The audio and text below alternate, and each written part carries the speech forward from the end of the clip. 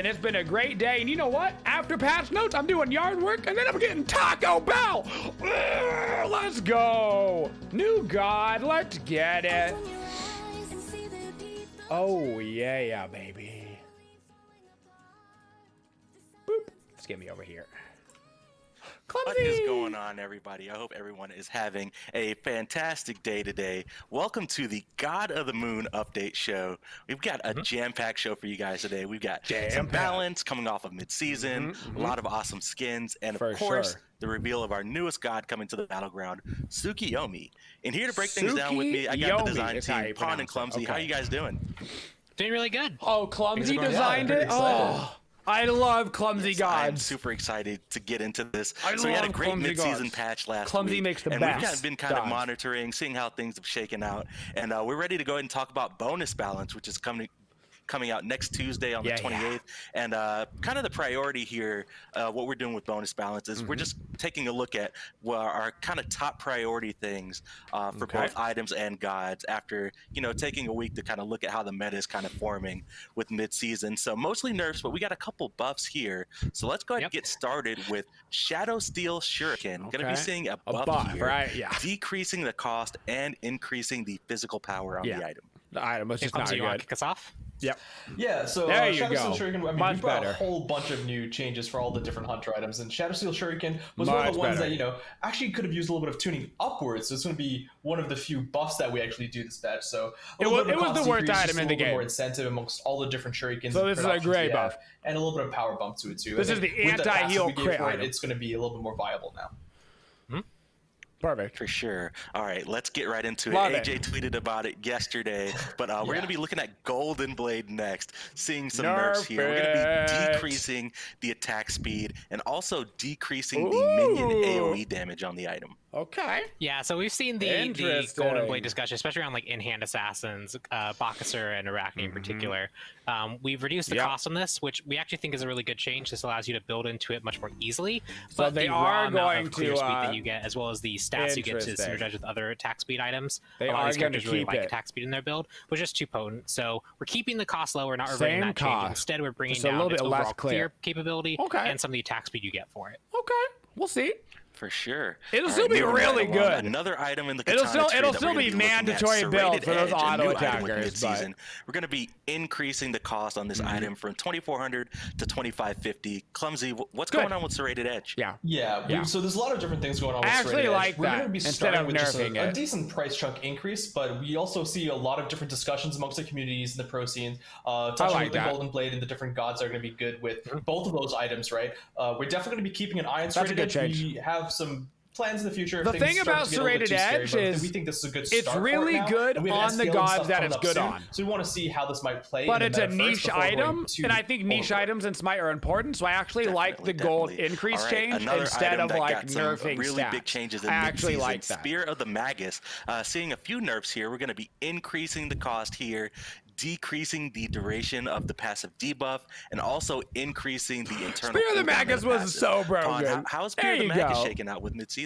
Yeah. I mean, a lot of people are thinking it's really, really good. This is kind of part of a larger set of changes. It is really, really touched good. on a little bit when his post about like how the mid-season update was going on, where tanks are dying a little bit more. They're taking a bit more damage. So with Spear of the Magus, this was a contributor to that, as well as being powerful in its own right. So it's seen a cost increase just to justify its overall power, and we're adding a cooldown timer component to the actual debuff. We like the debuff really encourages you to focus fire a target, but it doesn't need to have 100% uptime. So lower duration, higher cooldown, meaning that there's windows where it's not going to be up. Love this change. Still a good item. You still want to buy it on a lot of mages. Good change. Going to be seeing a slight nerf here. We're just going to be decreasing the physical power by 10 on the item. Yeah, we're going to be seeing similar pair of nerfs coming up in a second. Heartseeker, we have that percent penetration now. It's just a little bit too ubiquitous in a lot of different builds. So just a touch of power, 75 is quite a bit. 65 is still going to be quite a lot anyways. Just a small nerf. Another good. These are all good. These are all good changes. You mentioned it a second ago, but we're going to be looking at Soul Reaver, the magical kind of equivalent to Heartseeker, and we're doing a similar nerf. We're going to be decreasing the magical power on that item by 15. Yep. These items are good at attacking tanks because they focus really on their either. I mean, when's the last time I played a mage and didn't buy Soul Reaver? but they also are just too effective in general on dealing damage to everyone. If you're going to focus on killing a ticket, it should come at some cost, and so that's what we're doing here. Is we're just taking down their overall power a little bit. Love it. All right, next up, we're going to be looking at some lifesteal guys. Type and Spang is up first. This is more of a bug fix, but it does have some balance implications. We fixed an issue where the item was providing 10 more magical power than intended. Okay. Yeah, I think in the description it said 70 and might have been giving 80. It's probably, you know, architect of a previous balance patch we did, but it is still a 10 power nerf, but it's going to be matching the description now. All right, and then next up, AJ mentioned it yesterday, but we're going to be looking at Ring of Hecate. Going to be seeing some nerfs here. Hecate, we're going to be, first of all, fancy. Increasing the cost from 2,500 to 2,600, but we're also going to be removing the healing increase per stack on the item passive. Pawn, you want to, what's going on with Ring of Hecate? no longer breaks the game. Yeah, we released it, and a lot of the mage ACs really gravitated towards it. It's actually still a good item. The most out of any, but it's actually still a really good item. Did benefit from it as well. So we're just taking down we're increasing the cost to make it a little bit more difficult to build into, but the sustain that it brought, that raw healing increase, let you turn fights that felt unfair when you're especially facing against it. So we're just making. Wow. They nerfed Ring of Hecate, and Ring of Hecate is already fighting back, dude. Look at that. Making it dude. This is what happens when we try to nerf OP items, okay? They fight back. This is why you can't make them so strong in the first place, because otherwise they'll never let you nerf them. Ring of Hecate's coming out swinging. 404 stream under duress. Please stand. I love this screen. I want one of these for my stream. Under duress.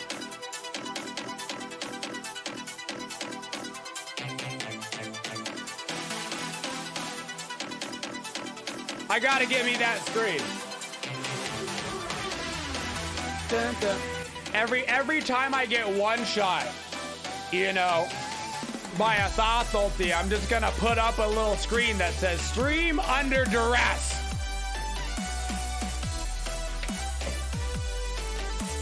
All right.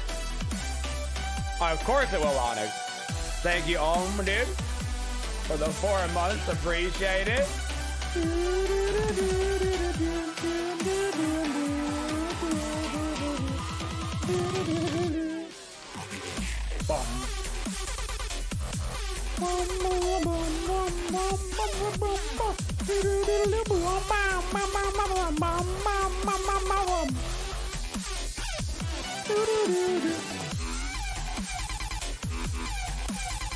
Rogue is actually pretty good. Rogue, dude, hi-rez? Knock on wood, hi-rez is killing it right now. Killing their stream. I had to say it. No, but seriously, SMITE is in a great spot right now. Like balance-wise, they're doing a great job in the patch already.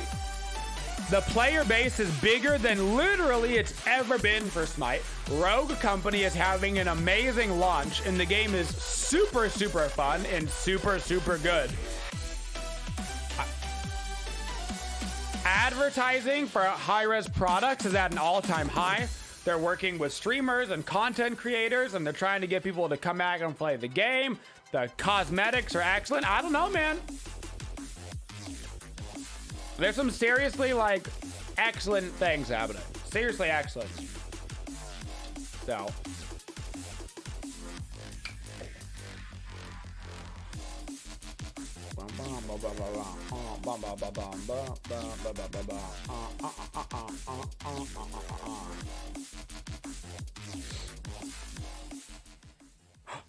We going in? Sorry about that, guys. Tsukiyomi noticed that those items weren't in alphabetical order, and he just wasn't having it. But we're going to pick things up and keep things going. Was not having it. Sure. We're going to pick it up where we left off with Ring of Hecate. Going to be seeing some nerfs here, increasing the cost and removing the healing from these stacks. Oh no, they went right back into it. Yeah, Danger, Will Robinson. This item was doing a lot of really good stuff. We saw a lot of the mage ADCs really rise in prominence to with this buff. And also we expect that also push hunters down a little bit as well. So reducing the healing increase per stack, it's already a strong lifesteal item. It's already power shifting you, giving you positive power trade when trading. It's a great item. It probably doesn't need the extra healing. Do not let this make you not buy the item. It just won't be like the best item in the game. It'll still be really good. It'll still be one of the better items in the game. It just won't be objectively the best item in the game. The T2 version of Titan's Bane. You fixed an issue where the item was allowing gods to gain more than 40% penetration. We removed the passive on the item and added just 10% penetration to it. Yeah, we pretty much just brought that passive into the stat line like we did for Titan's Bane, and like you said as well, this is going to be a small nerf. It was 15% on the passive before. It's going to be bringing to 10% with that cap of 40%. We want to make sure you guys know what that means.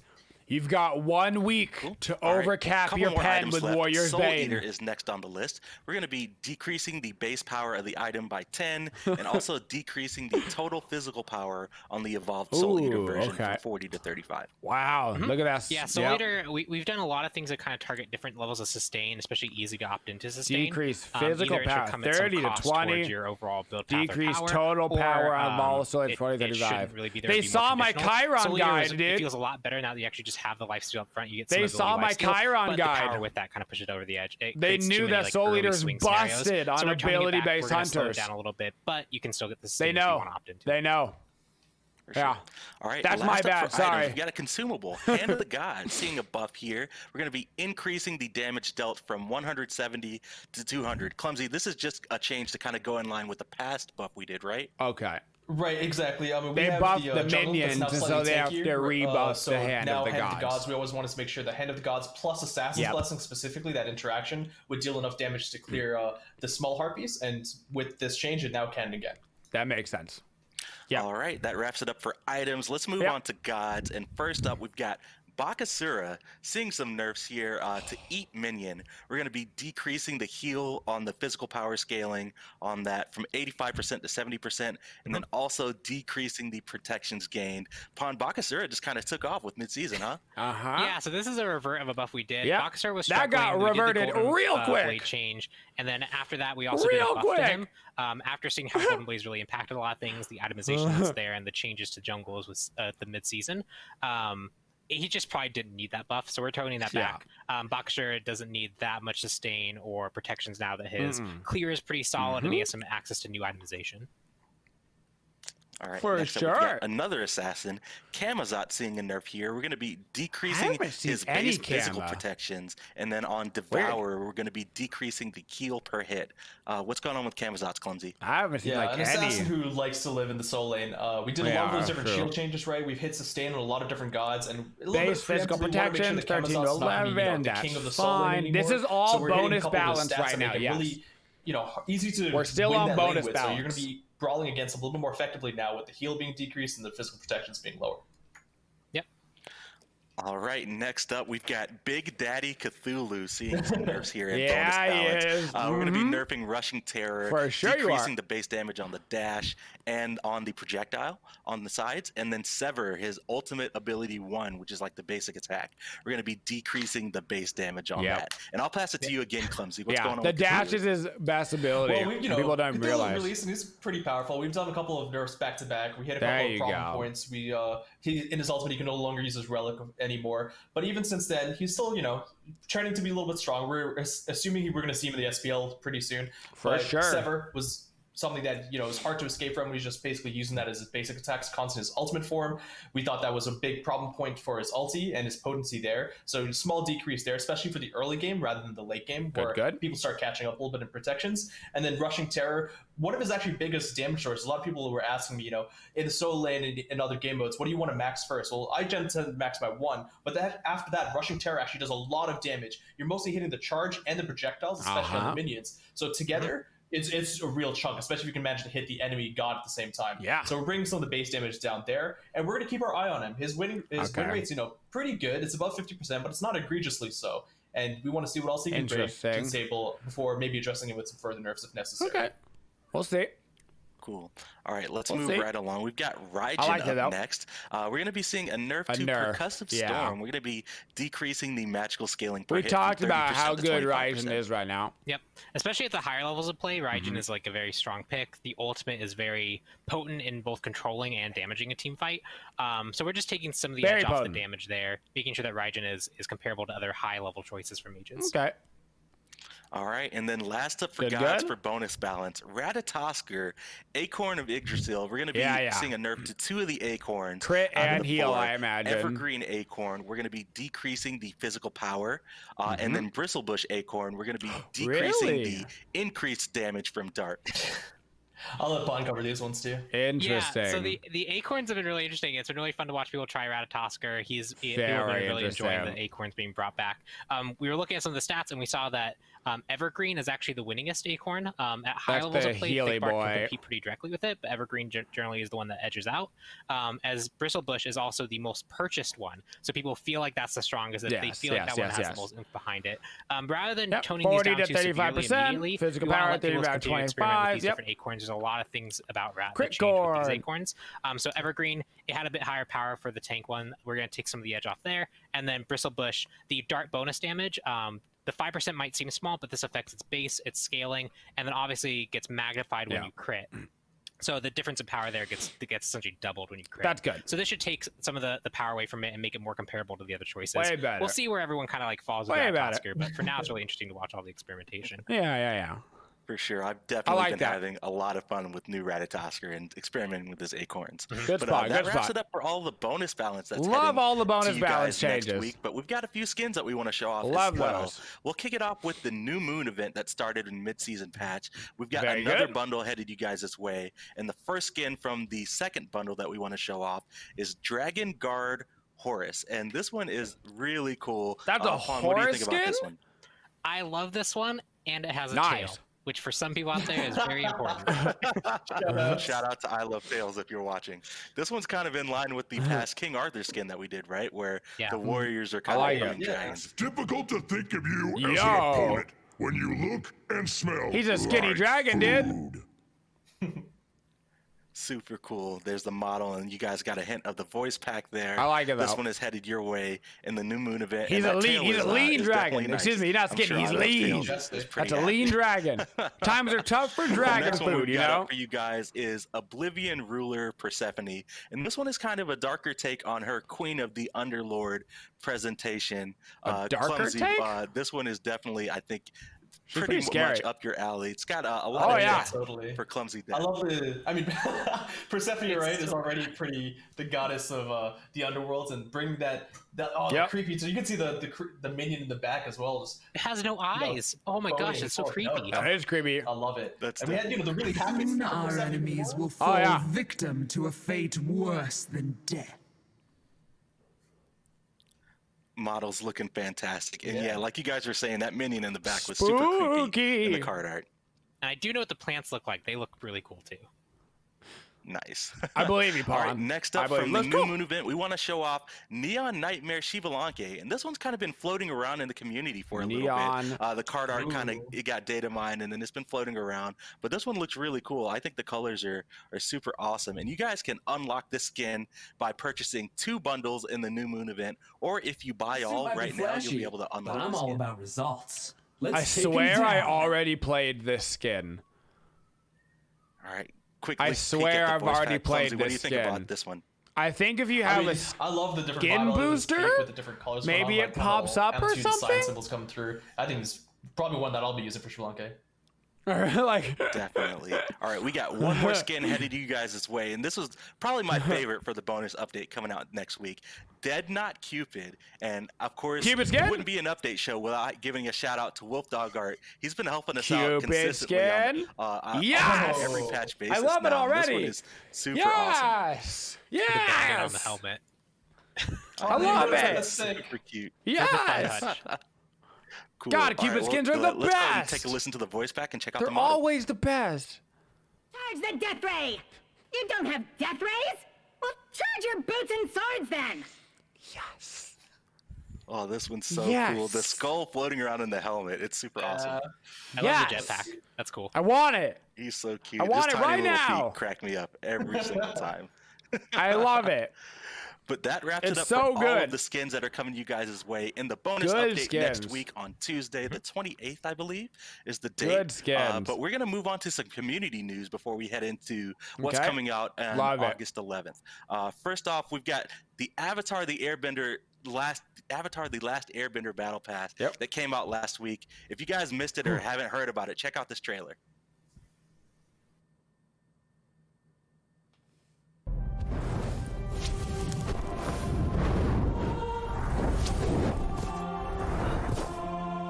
This world is in trouble.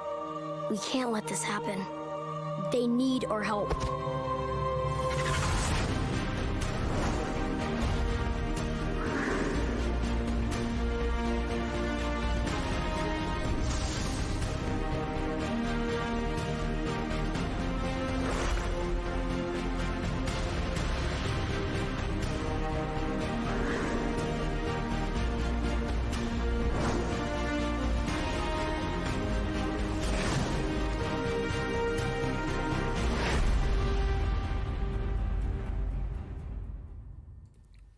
How about that? That's right. The Avatar The Last Airbender Battle Pass is available now in game for 750 gems. If you guys want to get the Battle Pass, Legend of Korra is coming to Merlin, Netflix mid-August. And just throwing that out there. To play with the avatars and Zuko. I haven't seen it yet, and I'm excited. Bending skills. Definitely do that. And if you've already got the Battle Pass, or even if you haven't purchased it yet, we've got 2 times battle points this week. 2 times! So you guys will be able to master your bending skills twice as fast for your fight for the Fire Nation. Heck yeah. Next up on the list that we want to talk about in the community, we've got For Fans by Fans. We've been working with them on some official merch, but they actually just dropped my OnlyFans account? SMITE-themed masks for you guys to check out. So if you guys need to head out to the store with everything going on and want to be protected, you guys can get a SMITE-themed different mask. website, different thing, whole different thing. Don't forget about it. For Fans by Fans will actually donate totally a mask different. The Persephone so one is cool. awesome. I love these, like all the different styles and all the different masks. It's so cool. We learn every day. Definitely. All right, and then last up for community news, Avrin would yell at me if I didn't mention it, but we've got Phase 2 of the SPL kicking off this weekend. We've got tons of awesome games. I know I've been fiending for some esports, but if you guys check out this schedule and be sure to visit the esports and live streams hub and game, get those votes in, and get ready for Friday. We've got SPL Pro League action ready to come right to you guys. It's going to be awesome. I'm definitely looking forward to seeing some high-level games. Yeah, it feels good for it to be back. Yeah, it's been a while. All right, let's get talking about what's coming out in the God of the Moon update, which is targeted for like the second week in August right now. We'll start off with Project Olympus, and the first topic is kind of been brought up back in the community after a long time. We're going to talk about Jungle Fog, and I'll pass it to Incon for some background here. Yeah, so for players who don't know, we added Jungle Fog into the newest Conquest map. Largely at community request, they really wanted to see the fog kind of like bring back some of the intimidation to the jungle. And there's an INI file that you can edit that actually removes it. Editing the INI file is something that you can do. We do advise that there's a risk to it. You can potentially break things and you might have to like reset stuff. But it's something that we've allowed. But the competitive SMITE rulings have been that you actually can't edit it, as well as we feel like after looking at it and seeing some how players are using it, we also don't want that to be a general thing that players can do. So we're going to be removing it from the .ini file. So after this patch, you won't be able to actually change that Jungle Fog anymore. Again, we will say that if you want to edit your INI file, that is something you can do. Editing other game files is obviously not allowed, but that's just something that we're going to be removing from it. If you look at the patch notes, we'll have the full detailings on what changed, some of the background. Don't edit your game files, folks. Explained. It's very easy. If you're playing, no, don't tell me it crashed again. If you're playing an online game, just don't edit game files. Just let it go. Kind of see how that goes. You know, but it's definitely been something that it's been interesting to see. Oh, I believe in you. Oh, Pawn we had some buddy. Back and forth internally on it as well. Pawn buddy. Yeah, for sure. And I think is after we kind of examined the competitive ruling and kind of where SMITE is today, felt like in our cross world that we're kind of now having players the ability to visual game that players like bringing everybody on a level playing ground for this one was the right step. What's happening? But I do also want to mention, guys, what is happening? Guys, all the feedback. We've the been fog listening in on strikes all the conversation. back. We are look with Team Fog, the aesthetic 8, well-looking potential to give pop to bullet or lit things in. Okay, what is happening? Like, the stream is under duress. What is happening? Look to add that in a more in like the season 8 map in a different way and have that be more of an option. Let's Right. Is it good now? Next up for Project Olympus, are you okay, stream? Fix for the early surrender exploit in ranked, and we've been getting a lot of reports. I guess on they this. just pushed right on through it. Going on a quick break, guys. Sorry about that. We'll be right back. Oh no, nope. Okay. Well.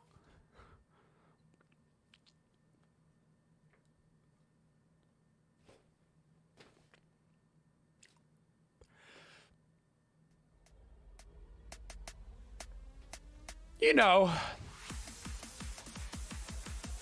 see, this is what happens when you edit game files, okay?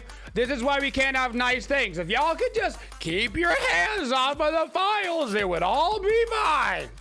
All right, but no, gotta be edited.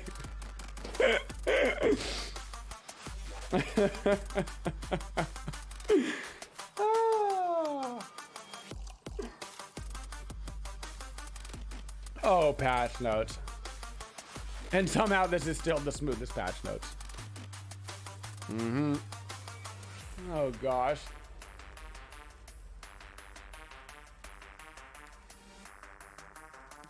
Patiently waiting. Nice. See, love that for you.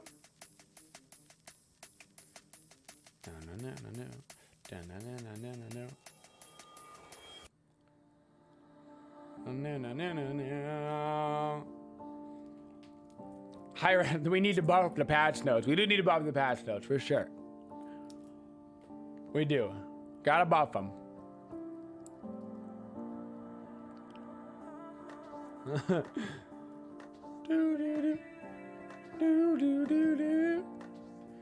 Oh, goodness. Hey, man, internet's hard in Georgia, okay? I'm pretty sure Georgia is like Comcast City. So that's a hard one. We are back. Sorry about it's that. Not their guys. fault. We appreciate your patience. We're just working through a few technical issues on the back end, but sounds like we should be good to go. So we'll get right into Project Olympus. We're going to talk about early surrender voting, early surrender and exploit that we're fixing. Okay. Pon, do you want to kind of go into what we're looking at here? So there's a few things going on here. There's a case where players can, by changing how they disconnect and when they reconnect, early surrender out of games with no penalty. That's not really what it's intended for, as well as they were, upon looking at it to try and fix this, we found some cases where just the early surrender logic didn't feel as intuitive. So we've gone back, we've kind of reevaluated the early surrender logic, what counts as being eligible for early surrender, what counts as someone triggering early surrender, and what punishments they should have. So now it should just be a much more consistent experience, as well as take care of an exploit that people are using. Definitely. All right, next up for Project Olympus, we're actually going to be making some lighting adjustments to the Conquest map. We're updating that across the entire map on both sides, and this is actually going to make things a little bit more brighter and warmer, as well as increase performance. So we've got some before and after pictures that we'll cycle through to you guys. Clumsy, have you had a chance to play with this new lighting across the map? What do you think? Oh yeah, we've been testing with it internally for a while, and it's definitely a noticeable difference. I mean, like I said, for the new lighting is just aesthetically more appealing. It's also a little bit better for performance too. So I'm really excited for players to be trying this one out. Yeah, it's the best of both worlds. More vibrant. Good. Yeah, exactly. For sure. For sure. So yeah, we've got a couple pictures here. There's the before, and we'll switch to the after here. So you can definitely tell, especially the areas like around the fire giant, where the lava definitely pops out a little bit more. Good. Yeah, there's like that blue emissive coming out of the border, like kind of like water area, and that like climbs higher onto the wall, so like it has a bit more atmosphere to it. It's pretty neat. Yeah. Nice. Got one more here. Good. So this is definitely looking awesome. Conquest map going to be a little bit more brighter and vibrant and warmer coming out in the next update. Next up for Project Olympus, we've got another one that's been a big community crust for Jungle Practice. All voice packs are going to be available for use in Jungle Practice, so you guys will be able to go and test out the skins as well as the voice packs now. Yep, just a good change. Cool. I like it. All right. Next up, this is another big one that people have been asking for with the Ratatoskr rework. We're actually adding back the glow to his tail. For each acorn. So, Pon, I will let you kind of talk about the glow and gotta bring back the glow. Here. Yeah, they took it away. Ratatoskr, when we changed him, we removed the tail glow functionality and focused on these new acorns that were like kind of following him around as more personality. But after talking about it, especially with like his card art showing off some of the tail glow, we felt like we lost some character for him, so we decided to bring it back, as well as support it on skins that previously did not support it. Yeah. So now going forward, the tier 2 acorns will give him the kind of Lobby coloration. So for the default Ratatoskr, that'll be that kind of blue. For the like maybe the more anime skins, like the Psycho one, that'll actually be the kind of purple color that's there on him. And then am I gonna buy acorns now based off of how cool Ratatoskr looks? Misses will change color based on the acorn. So there you can see on base Ratatoskr, it functions kind of like old Ratatoskr. Oh, that's a sick one too. I like the yellow a lot. I like the yellow and the white, including the ones that are very different in how they actually handle their missives. So definitely be on the lookout, mess around with Ratatoskr, see all got the to color coordinate with the rest of the team for sure. Really cool. Yeah, the yellow's like a racing stripe. It's good. It's good. In the next update. All right, I got one more that I kind of want to touch on. It's not necessarily Project Olympus, guys, but I do want to address a couple of bugs that the community's been asking about. First one is the chat bug. We definitely are aware. Yes. We put in a potential fix with this last update that dropped last week. Seems to have helped out a little bit, but QA is still investigating, and it sounds like we may be able to make some progress on it and hopefully get a fix out for you guys in the next update for the chat bug. I know a lot of people have been asking about it, as well as asking about Hera and Ardeo. Both of those gods are temporarily disabled. We found some crashing issues with them last week. It sounds like those gods are going to be re-enabled when the God of the Moon update goes live in a couple of weeks. So you gotta go. Wait, you guys will be able to look forward to that. So the next thing that we want to talk about is balance that's coming out on the God of the Moon update. Talk to me about balance. In mid-August. Do it. And we'll start off with game modes, and we'll start with Conquest. We've got some changes to some of the jungle monsters in Conquest. Oh, really? We've got Gold Fury, Oni Fury, and Primal Fury. Buffing them? Doing some adjustments to the way they channel and restart channeling their special abilities. The Pyromancer is now going to inflict a large amount of damage on AoE hits, and then Centaurs, we're going to be increasing the base damage and the scaling on the ability for the buff holder. Okay. Yeah, so lots of changes here, largely focused on making sure that the jungle still feels like it has that kind of lethality to it. Gold Fury, Oni Fury, and Primal Fury, they were characters that they had this new channel, but you could reset it. We're just going to add some rules to make sure you can't reset it, so it's a part of the mechanic you have to deal with. Pyromancer also is getting some more damage because it felt like the aura hit wasn't as impactful. And then finally, the Centaur, the Speed Camp, you could largely kind of ignore the Spear Thrust. By increasing the damage, it will make it a bit more something that you actually have to deal with. Like the red buff, if you mess up the red buff pool, you can lose half your health pretty easily. If you don't mess around with the Speed buff camp in the proper way, you should probably get tweaked. Or you should probably get like hit. Yeah, for sure. All right, next up for game modes, we got to change the duel. We're going to be making it so in duel, First Bloods will no longer grant the gold bonus. And this is just mostly to address kind of the snowball in the mode, right, Clumsy? Yeah, we actually got this feedback a lot from, the very invested duel players. This is something that they all kind of were proactive about. They wanted us to do. We thought, you know what? Why not? This is something that we can definitely make them happy for. Like you said, there's a lot of snowball that's going on. The First Blood allows you to not just get the gold and the XP bonus, but then you're getting a lot more XP just in the wave that they're missing during the respawn time. And I mean, if this is something that the duel players themselves are advocating for, this is something that we are ready to deliver. Cool. Whatever. Sure, if they want it, we got it. All right, let's move on to items, and then we're going to be taking a look at masks, Pon. So I'll before we get into all of like the nitty gritty, I'll let you kind of take it and kind of talk about what we're doing with masks. Yeah, so masks have the different the idea that you can clash shift your character and just doing something that is unintended, right? Assassin players generally can't tank, but with the Lonos mask, you can tank. This works really well for damage and damage reduction because those are very clearly tradable stats. And so after a few nerfs, we've seen them really drop out of favor. We saw the people discussing that it felt like they were unusable even for their intended purpose. So we're going to buff Ringdas and Lonos so that you feel a bit more powerful when you have them. One's getting a tanky increase and one's getting a small reduction in its penalty. But Bumba's was kind of a weird one. It stat shifted in a very strange way where you traded power and defense for utility. And the trade-off was often in a weird way, especially with high movement speed. We've seen what high movement speed can do with character volatility. Movement speed gets and we broken didn't feel like there was a very clear fast. path forward with the current stat spread of it. So with this patch, we'll be removing Bumba's Mask. We do plan to reevaluate that kind of item Increase and make sure protection that from this tree 30 has like 40, another kind of third shift option. health, We just need some time to iterate on it and go through it. And we felt like it wasn't worth holding back Ringdas and Lonos for Bumbas to also try and be there. Bye-bye, Boombas. Bye-bye. For sure. So, as you guys saw in the Boombas lower was thirds, always Ringdas the mask, best we're going to mask, be decreasing the damage taken. Lono's Very mask, we're going to be interesting. increasing the protections and health. And then Boomba's mask and Messenger's mask, we're going to be removing them from the game while we take a little bit of time to kind of look and see what kind of direction we want to go into it. Next up on items, we've got Stone of Binding. Small nerf here. That's fine. This item is now going to provide 10 MP5. Clumsy, what's happening with Stone of Binding? Yeah. It's a small buff here. Stone of Binding has been one that's been pretty good before in the past, and we had some, Stone of Binding is a really popular item right now because of a little bit. It's a cheap item for supports, and we wanted to aggressive supports and like quick games being back in the meta. And use your abilities a little bit more often. Games are going really quick. A little bit more variability in the different support item builds. It's a great item right now. Cool. All right, last up for items, we've got tank shoes for both magical and physical, reinforced shoes and reinforced greaves. We're going to be increasing the health from 100 to 150. What's going on with tank shoes, Pon? Buff and tank it's just shoes. a place that we felt like we could really kind of bring tanks up if we needed to.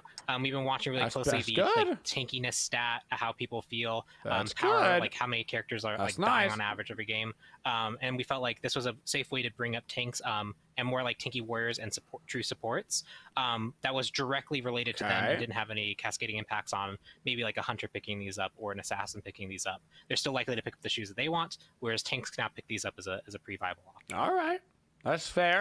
All right, that wraps it up for items, guys. Let's talk about gods. And before we get into it, kind of coming off of mid-season, our direction for going into the next update is we just kind of looked at a lot of lower performing gods after mid-season dropped, especially the tanks, the warriors and guardians, and just kind of looking at their win rates and seeing who needed some love. And that's kind of the direction you'll see and kind of the theme that you'll see as we go through these balance changes. So we'll start off with Achilles. It's going to be seeing a buff here. We're going to be increasing the base damage on shield. Wow, that's a lot of base damage. Yeah, there's a few warriors that have been negatively impacted by the different changes of soul lane over time. You'll see a few of them come up in this patch, especially the ones that were very, very good with Gladiator Shield. Spoilers, not King Arthur on here, but King Arthur has a lot of other considerations. But we were looking at the stats. We were seeing which ones were affected pretty heavily. That's good. And this is largely based off our early feedback that we've kind of helps out jungle around Achilles a lot. Our season 7 mid-season because you used the one for jungle Achilles. So we felt like these were the confident ones we could go for. Interesting. Cool. All right, next up for guys, we've got Athena, Defender of Olympus. We're going to be increasing the damage mitigation given to targeted allies. Clumsy, what's happening with Athena? Yeah, it's a little bit of a buff here. One thing that allows you to help the teammates out a little bit more. Athena always has a lot of variability between the casual play and the pro scene. And I think this buff isn't going to really hurt the pro scene almost at all, I think. And it'll just going to be feel a lot better when you actually can use this ultimate in good scenarios. Good change. Good change. For sure. That's a nice. That's a nice buff. Unique, a god who's been good. Kind of the talk of the town over the past couple of weeks. I've seen a lot of conversation about her. She's going to be seeing a good amount of love here. So first up, we're going to be increasing her base mana and her MP5 per level. Feather Step. We're going to be increasing the base damage. No. Biggest change. Summit Suku seeing a few points here, decreasing the mana cost. Increasing the strafe speed while on Suku, and we also fixed an issue where the ability would go on cooldown if it was interrupted. Pon, I'll let you take it away. That's nice. So Wheelix was one of the junglers that didn't really benefit a lot from the new itemization, and with the harder difficulty of the jungle camps, was often kind of forced to use more and more abilities. Oh wow! And when you're also managing, those are nice changes. To use Wheelix is alive and alive. Clear speed. She just ended up falling behind. We saw her just overall not really succeed with the mid-season changes. So we're giving her a bit more control on her mana. We're giving Feather Step some more some more power so that you can clear a bit more effectively, as well as just making Suku more usable in general. So these will just help Wheelix players kind of get off the ground and also have mana when needed to actually gank. That's good. Cool. All right, moving right along, we've got another guardian on the list, Bacchus, and we're going to see Belch of the Gods increasing the base damage on this ability. And I'll start with Clumsy here.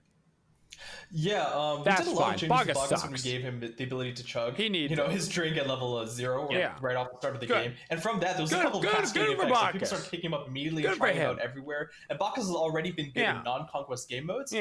So we had to, address him a little bit. In fact, this buff that we're doing here is revert to one of the nerfs we did because we reacted pretty heavily to all those different changes, and now we're coming back and giving him a little bit more power in a way that we think will mostly only affect conquest and not hopefully the other game modes as much. Good. Cool. All right, I've got another assassin. I like that for him. Bastet, Pounce. We're going to be increasing the physical power scaling from 90% to 100%. Yeah, so Bastet had a rework where her ultimate was more focused on using anti-fight and getting a lot of heavy damage out effectively. Now, it is a decent deal because Bastet requires full power builds. Watch the Bastet guide on YouTube. Begin to struggle again. So we think the nerfs are maybe a bit too intense. Giving some extra power scaling to Pounce just lets her engage more directly. That's not going to break her or anything, but that's nice. When it comes down to actually fighting. All right, next up on the list, we've got Kavrakin. Seismic Crush. This ability is the stun on it will no longer suffer from diminishing returns. And then Tremor is now going to pull minions towards Kavrakin rather than trembling them. And then we also fixed an issue where this ability would sometimes get canceled early. I'll let Clumsy take it. Okay. I'll take this one. Yeah, I have a little bit more insight, especially to the bug. So Kavrakin's kind of always been this guardian that's more of a bruiser. Supporting with him was always difficult. We wanted to give him a few buffs in ways that we felt would help that kind of role overall. Because again, Fat Loki is Fat Loki. So give him some more of a support role if he wants to flex into it. The non-diminishing return on the stun will just make it so that you're more reliable and there's more synergy with your team. There's not so much inherent counterplay with trying to actually set up a stun, as well as the tremor change means that you can now actually group up minions effectively. So maybe your hunter that maybe has only a small area hit can now actually have them grouped up and hit. Those are good Kavrakin changes. A whole bunch of utility to the conquest. Kavrakin changes. And then the bug was we made the tremors more responsive, but that also meant that if you double hit it, you would just immediately cancel it. And so now there's a small window where you can't double hit it to cancel it. For sure. All right, next up on the list, we've got a warrior. We've got I'm loving the changes coming up, and then rain dance. We're going to be decreasing the cooldown from 18 seconds to 16 seconds. Oh, good. Yeah, during our pass for midseason, we touched on 18 seconds is a and then we had to look and see all the different cooldown. warriors like we talked about for Achilles. That's a Shock is long not really cooldown. performing That's overly well, even with the buff we gave him before for his ultimate, which we thought would be a big hit. But we had to look at what we could do for Chalk, and we wanted to give him a small change in Rain Dance being a sustainability, something we know will be good. And 18 seconds is pretty long for an ability like that, even with this passive. Pretty long. So we decided to just bump that a little bit, and we think this will be a good quality of life for Chalk. Oh yeah, je move like a jaguar. Incoming next patch. Next up on the list, we've got Kukulkan. We're going to be making a buff to Barb Spear and Ground Slam. We're going to be decreasing the cooldown from 16 to 12 down to 15 to 11. So 1 second at all ranks. Okay, that's fine. Yeah, Kukulkan has the ability I hate the idea of buffing Kukulkan, and now with though. that gone, he's feeling it pretty heavily. Okay. We just want to make sure that he had access to these cooldowns so he could. Kukulkan actually really, and also bring that into late game a bit more. You want to ruin some games? Gladiator Shield and Crusher on Kukulkan. Right, second to last. Seriously, here. We've got give it a Isis shot. Up next, Spirit Ball. We're going to be decreasing the cooldown from 12 seconds to 10 seconds, and I'll let Clumsy. Nice. Man, we did some changes to Isis. This is very similar, I feel like, to before. We did a lot of changes to Isis. Oh boy, a lot of changes. Yeah. And she got really, really good. And then we did back-to-back nerfs constantly. I mean, people were asking for them. We know SPL and casual players alike. We were seeing her strength. But after the results of those, I think she's bottom 3 gods of the game completely. And I think we even did one reverted change to her wing gust as well. But we're going to give her a little bit more love. She deserves it right now. Believe me, she needs a little bit more for being bottom 3. So we think this will be okay. All right. Okay. All right, and then last up I love me a was Osiris, Judgment Tether. We're going to be increasing the damage reduction from 10 to 30% up to 15 to 35%. And I'll let Pon take it away for our last one. It's a decent buff. If you copy paste the statement from Kukulkan, it pretty much mirrors here. He's a character that could really spam those on trigger effects. And with those gone, he's lost a little bit of his move. Rather than increasing his already strong early game, we just want to bring his late game a bit more in line. Make up for some of the sustain he lost in the utility that he uniquely brings with that Judgment Tether. All right, that wraps it up for balance. We're almost to Tsukiyomi, but we've got some pretty cool skins that we want to show off to you guys first. We'll kick it off with the next installment of the New Moon event, skins. Our bundle 3, and the first skin that we want to show off is Labyrinth Keeper Heimdallr, and he is taking on the infamous Minotaur from Greek mythology and another Pantheon crossover skin. Ooh. And how scary is he, guys? Oh, that's so cool. I actually hadn't seen this at all yet. That's awesome. It's really awesome. I love the mixture of like the Minotaur with like some of his like runic writing. Like that's just cool. Oh yeah, for sure. Well, let's go ahead and take a look at the model and listen to the voice pack. How many more wish to challenge the beast of the gods? It's okay. Definitely. Super creepy. I love the additional details like you were talking about, Pawn, on the horn. You can see some of the ornate drawings that are traditional in Greek mythology. I'm neutral. It's got a little bit too much of a Cernanos vibe. This one is coming up in the New Moon event, and then we've got Wild Style Pele, the next up in the third bundle from this event. And this one is more in line with some of our street style skins that we've done in the past, and with a focus on like graffiti, and the colors on this one are super awesome, right? I actually don't normally like the street skins, they must not, but I love this card art. Some of these skins before, depending on the developers, but like no, I haven't even seen this one. Like I didn't like the Thor street skin and stuff, but I love that card art. That's cool. Super hyped to see what it looks like in game. So let's look at the model and take a listen to the voice pack. Hey, let me show you around town. Check in some of my pieces. Yeah, I get behind that. I definitely love the weapons. Yeah, that's the best one of that theme by far. Awesome. Way better. There's gotta be some really cool particle effects. Way better like than the other whenever ones. we give them like inky or paint, like they get to do some really cool stuff with it. I know, right? It reminds me of like the wall on like the street style Thor skin. I wonder if she did all the graffiti with all the dev names. That's awesome. Cool. All right, the last skin from the New Moon event that we want to show off today is actually the final reward from the New Moon event. If you guys buy all, you'll be able to unlock this skin as soon as the patch drops on August 11th. You've got Angelic Archon Yamoja, and this one is super cool. Oh, no. Look at that. Look at that, guys. Don't give her a skin. More people will play her. Awesome. I already have to ban her every game. Oh my gosh. That is amazing. I know, and it looks super cool. And we're actually going to be able to show this off in game. But first off, let's look at the model and take a listen to the voice pack. If you see an unjust world, you must be willing to fight for the chance to make it right.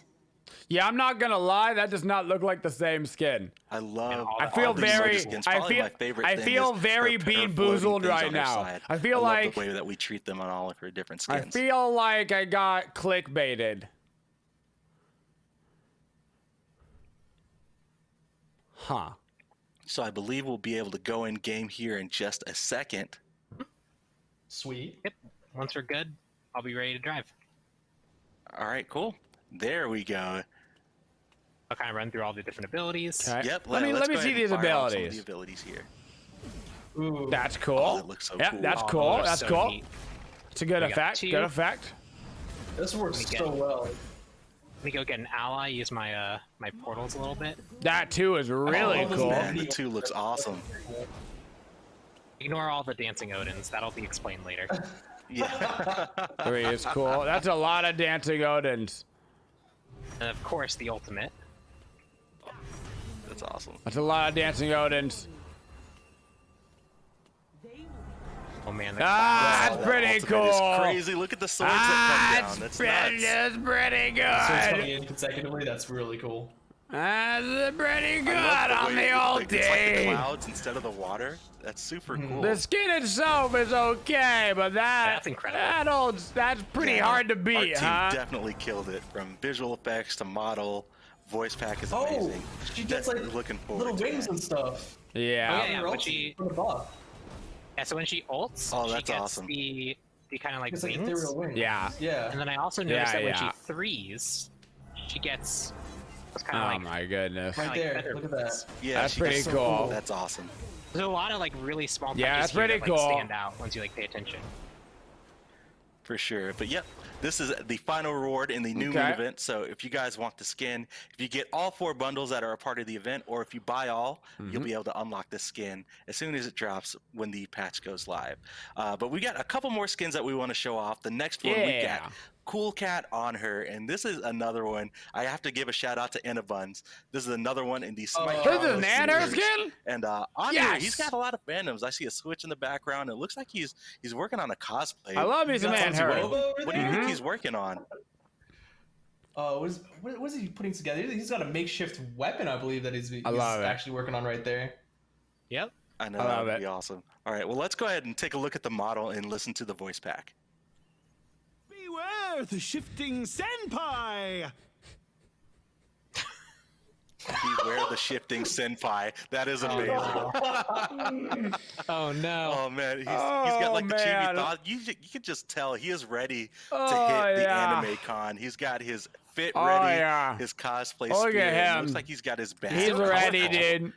I know, right? This is amazing. I kind of hate that I love it. Work on this. I believe she did the concept and the splash art. So shout out. I kind of hate that I love it. That's awesome.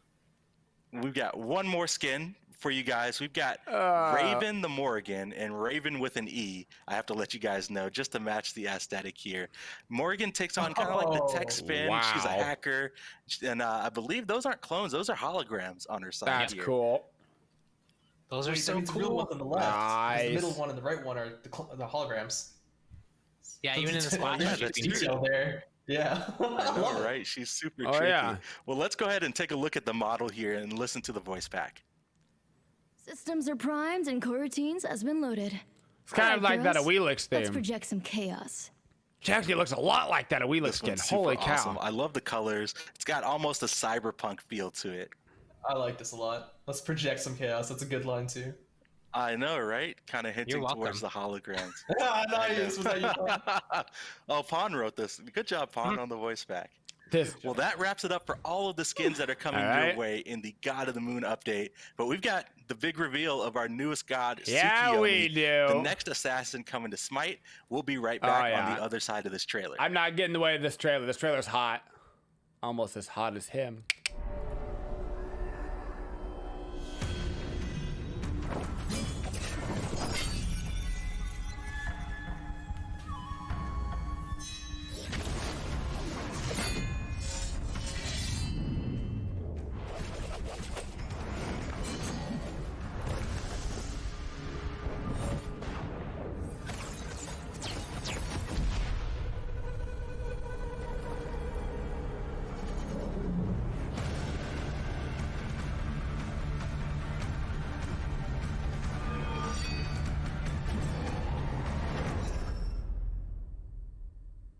Yeah, I'm ready, dude.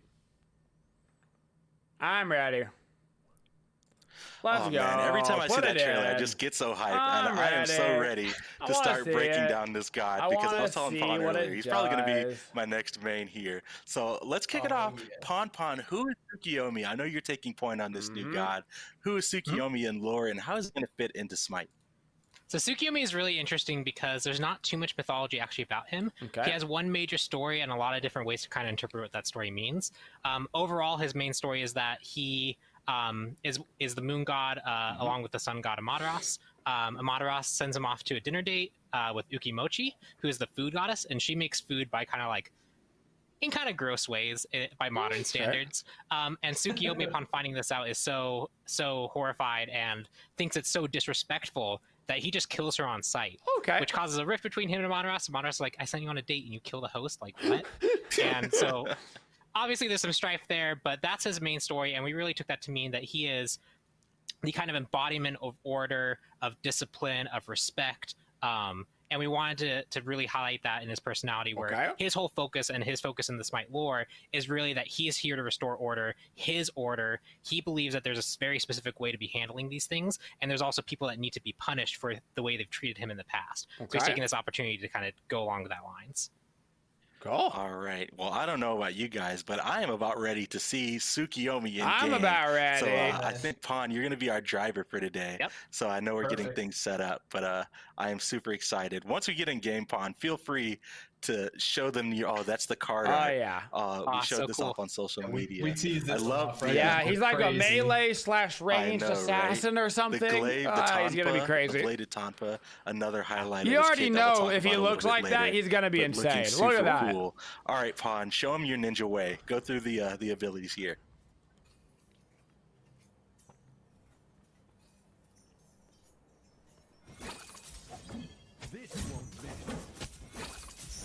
That's a lot of. Fast.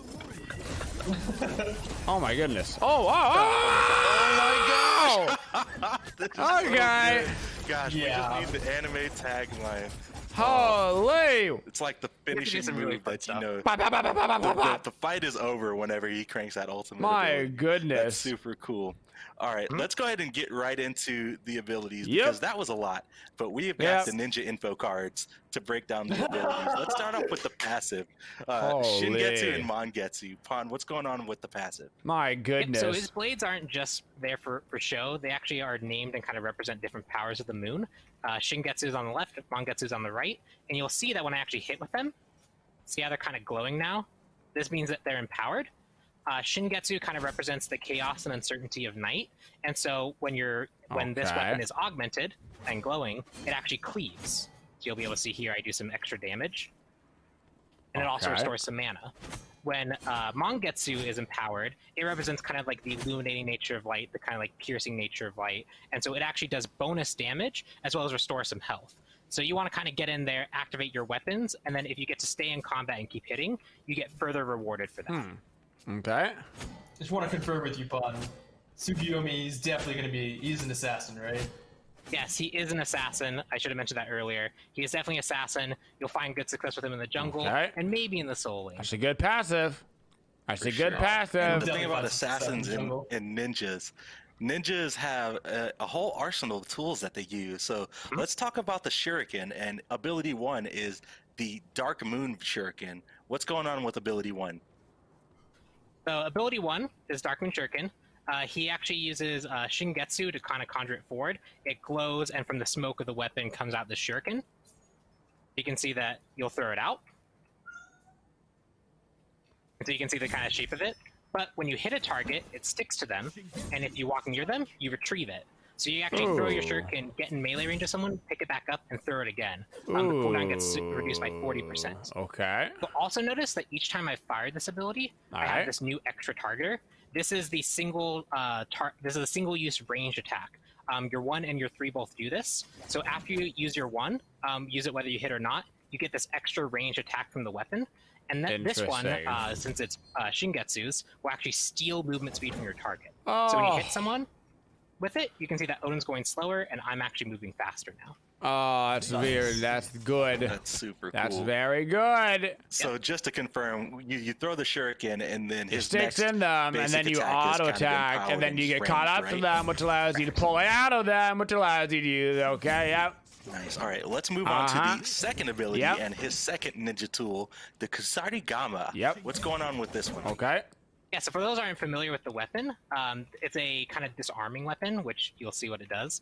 He actually turns his blades into the Kusarigama and swings it around him. You'll note that it has a left, right, and center targeter. It's the left, the right, and then the center. Oh.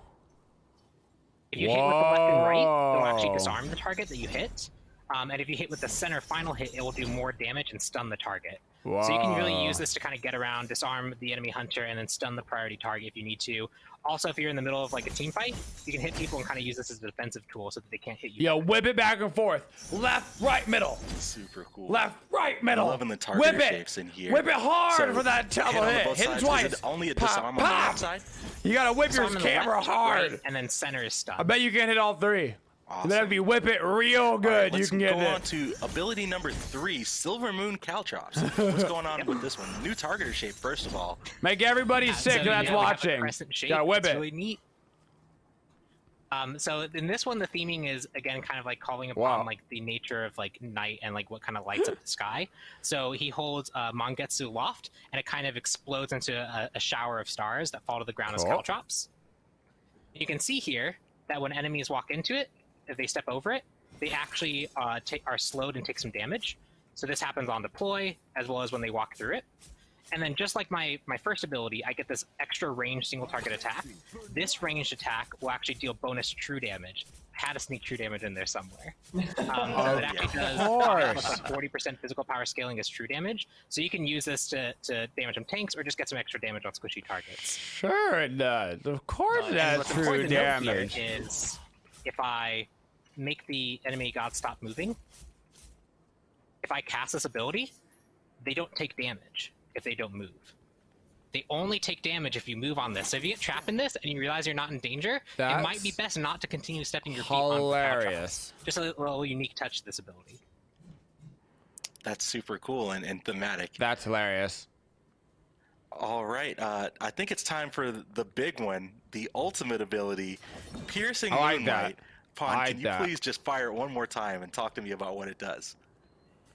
God, that ulti though, like. Yep. So you can see here that when I ult, I kind of like become this being of pure moonlight, and I fire these 4 projectiles. Oh my God. Like, basically giant laser beams that travel super fast. For every single target that I hit, they become marked, and I will dash through them in the sequence that I hit them. Okay. So you'll see here, if I hit these 3 Odins over here, and then cast to the left, I dash through all these first, and then I go to the other targets. I can hit them in any order. And I can have up to 12 targets that I can dash through. So you can see on these Odins over here where they're all kind of in a nice line. I only actually hit 3 of them. Interesting. Stopped at 3, but I get to dash through them for 12 unique strikes. It's also important to note that you end the ultimate where your last target was. So you got to be a little bit careful. We've had a few playtests where someone's ulted me while I was playing them, and I just carried them back to my tower. So you got to be a little careful with Jeez. But if you play that's a sick kind of ability style that he's really good at, if you keep your distance, find really key opportunities to go in, and then use your ultimate as like the finisher or a really good way to find someone that's out of position, you can do a lot of damage with this. Hitting the same target multiple times is quite a bit. It's also important to note that no matter how far away they get, you will dash to them. So in situations where someone tries to use a movement ability, you will follow them and hit them. So especially in some chaotic fights, you get some crazy distance going on this. Gosh, that's gotta be insane. Imagine some potential places. Sorry, go ahead. That's gotta be insane. It's all about that range poking, right? Because from this kit, other than the ult, you don't actually have any initiation. You don't have a normal movement ability. It's all about stealing movement ability and getting closer, and then finally using that ulti, right?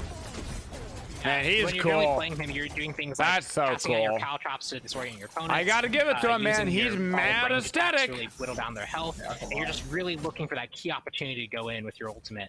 And when you pull it off, man, does it feel satisfying? What would you say is recommended like ability order would be? I tend to max the 1, just because it's pretty good reliable poke. Its base damage is pretty good. It's good for clearing things. And then after that, I've gone back and forth on maxing the 3 and the 2. If I feel like I can get in melee range and use the Kusarigama more effectively, then I level it. If I feel like I need to stay range because they have a lot of CC to potentially lock me down, I'll use the caltrops. So there's a lot of flexibility there as well. He looks like... It's always hard to tell without playing, but he looks like... Of course he's going to be in the jungle. Because he doesn't have like a real movement ability that new players might have a really hard time with him. Anybody without a movement ability tends to struggle at lower levels. We'll probably see people experiment in the soul lane, but I expect him to stick pretty closely to the jungle. But we'll see. It's always hard to tell without seeing the exact, damage numbers and feeling him and his pacing and stuff. The art team. The art team, they had us kind of like this idea of like super awesome ninja, regal, royal, proper, precise. There's a lot of like buzzwords that were thrown around, and they did a really good job at like consolidating the art style, really making this character look so cool. The ultimate had a lot of stuff going on with it to make sure that it looked really cool as you dash around the map. Every single part of him had a lot of like tweaks that need to happen during development, and so I just want to make sure the art team has proper shout-outs, including this is a ninja run and it looks cool. He's doing the ninja run. All right, so he is doing the ninja run. 51 raid, we all cosplay Tsukiyomi, right? That's funny. Oh yeah. Definitely. Well, that is Tsukiyomi, and that is his base model here, but we also want to take a chance to show you guys a closer look at what his in-game models look like. The Area 51 raid, they can't stop us now! This is the base here. Got some nice ninja flips going on. Those weapons are really cool. I can't imagine how efficient they would be in real life, but they look aesthetic. Coming, and it's Lunar Eclipse Tsukiyomi, I believe, and we'll have the card art in just a second.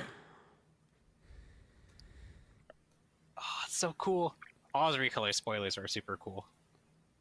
I know. So I believe we've got a voice pack line to go along with this one as well. So we'll take a look at it in game.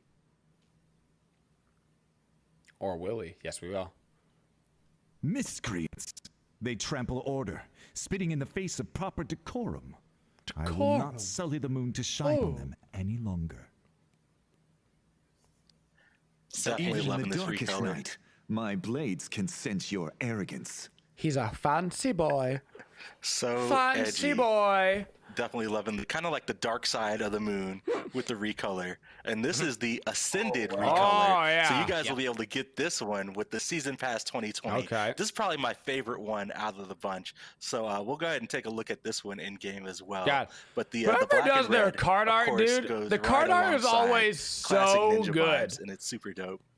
And something that's really cool with these weapons is because they have that kind of contrasting style. Their card art people are these just skins, legendary. As well as the legendary and golden skins. One weapon is basically like pure gold, and the other one is basically the contrasting color. So on the default golden one, it's like kind of like blue. Yeah, here we go. Yeah, these. It's just you get some really cool flavor with these weapons. I'm a huge fan. Yeah, this one looks super awesome. And oh yeah, I can definitely see the blue weapon in the front in the foreground and then the gold weapon in the back. Oh, yeah, there it awesome. is. That's the skin. Yeah. Yep. Oh, no, forget about it's it. so cool. Forget about it. It's just his legendary, dude. I've just been fangirling. His legendary is the only skin that matters. Holy. Not gonna stop. Oh, definitely. Oh, and the diamond one. Nice. Oh, so good. Yo, the right side weapon almost looks semi-translucent on that one. That one's super I wonder who's awesome. gonna be the first to actually get him to rank 10. I know, right? We'll have to see. I wonder if there's a way that we can figure it out and like hit him with like a ninja prize. Give or me something that like that. That'd be cool. legendary skin, baby. And of course, the golden one here for you Black guys. and yellow, black and yellow. Super cool. All right, Pawn, Clumsy, before we sign off here, what's your kind of favorite thing about Tsukiyomi and the process about getting him into the game? And I'll start with Pawn. Yeah, I think my favorite part about him was really going through those early concepting brainstorms where we kind of settled on along the core themes that we wanted to go with it, as well as the weapons, and just seeing the art team kind of run with that and make something really, really cool. It's always crazy, like coming to a meeting and like they're like, here, we have this, and it's like that's just incredible. So I think that was my favorite part about Tsukiyomi. For sure. What about you, Clumsy? My favorite part was definitely playtesting. We got to try him out quite a bit in the development phase, and man, he's right my kind of assassin, right? He pokes in with all of his different types of attacks, his range basic attacks after following with his 1 and his 3, and then finally going in with that ulti to do a flashy kill on someone. Yeah, definitely my playstyle. Yeah.